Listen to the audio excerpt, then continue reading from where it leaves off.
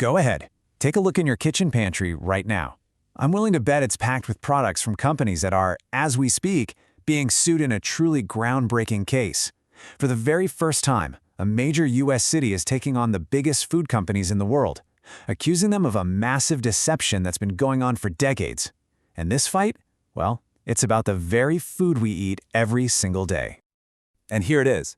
This is the core of the whole thing, coming straight from San Francisco's top lawyer, David Chu. He's not just saying, hey, this stuff is unhealthy. No, he's accusing them of a deliberate, long-running cover-up. This one sentence, it really sets the stage for what is a true David versus Goliath battle against big food. So let's get into the main accusation.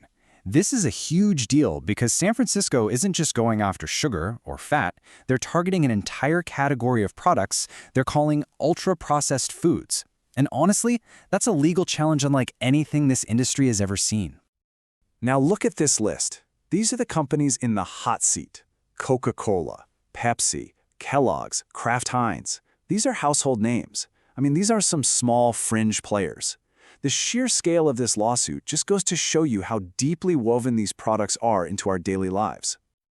Okay, so to really wrap your head around this case, you have to understand the main villain of the story, these ultra-processed foods, or UPFs.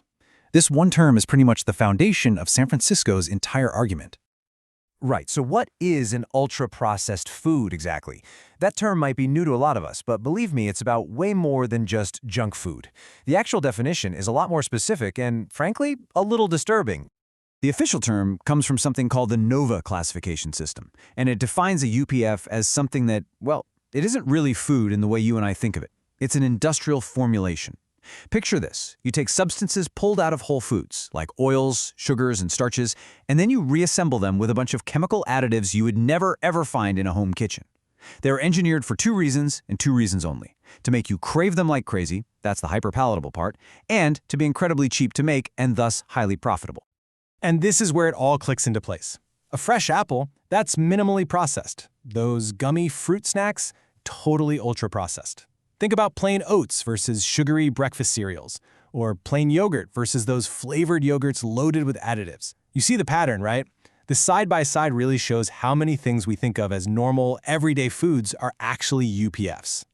So how in the world did these industrial formulations end up taking over our grocery stores?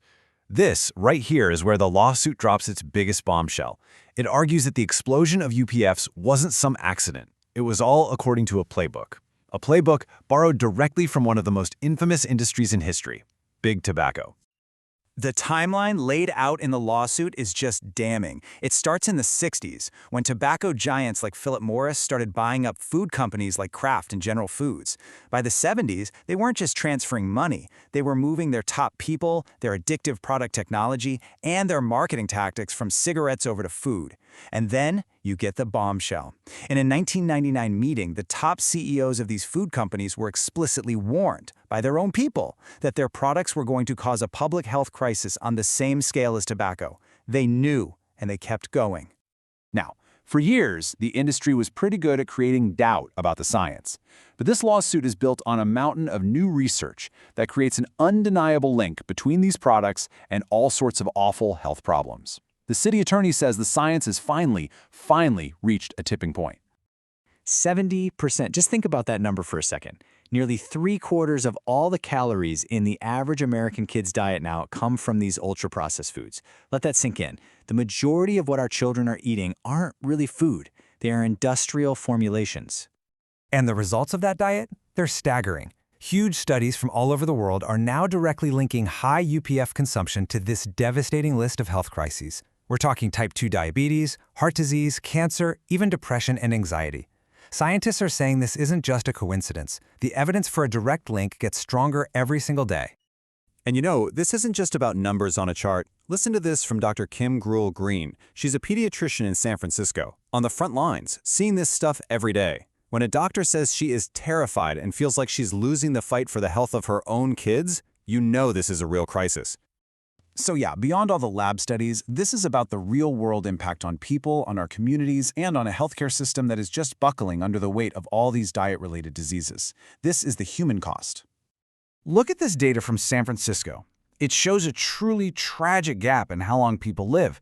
The average resident lives to be about 82 years old, but the average Black resident lives to just 66. That's a 16-year difference. And city officials are very clear on why. They directly connect this gap to higher rates of the exact same diet-related diseases like heart disease and diabetes that are fueled by ultra-processed foods. And according to this lawsuit, that is not an accident. It's by design. The complaint alleges that these companies specifically target Black and Latino kids with their marketing, who end up seeing 70% more ads for this stuff. It argues that the very communities that are most vulnerable to these diseases are the ones being absolutely flooded with ads for the products causing them. So after laying out this whole devastating case, from the tobacco playbook to the massive human cost, what does San Francisco actually want out of this? Well, it all boils down to one thing: a demand for justice and accountability. The lawsuit's goals are pretty straightforward. First, stop the deceptive marketing, especially the ads targeting kids. Second, get money back for the consumers who are harmed by these products.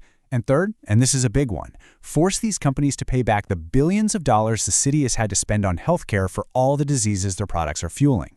This is a fight for public health, yes, but it's also a fight for corporate accountability. And that brings us to the big, final question. Look, for decades, it's pretty much been an open secret that these companies put profits way ahead of public health. We've known it, but knowing something and actually doing something about it are two very different things. Now, San Francisco has finally fired the first shot. This is the first real attempt to hold these giants accountable on such a massive scale. This one battle could literally reshape our entire food system. The only question is, will this be the one that finally works?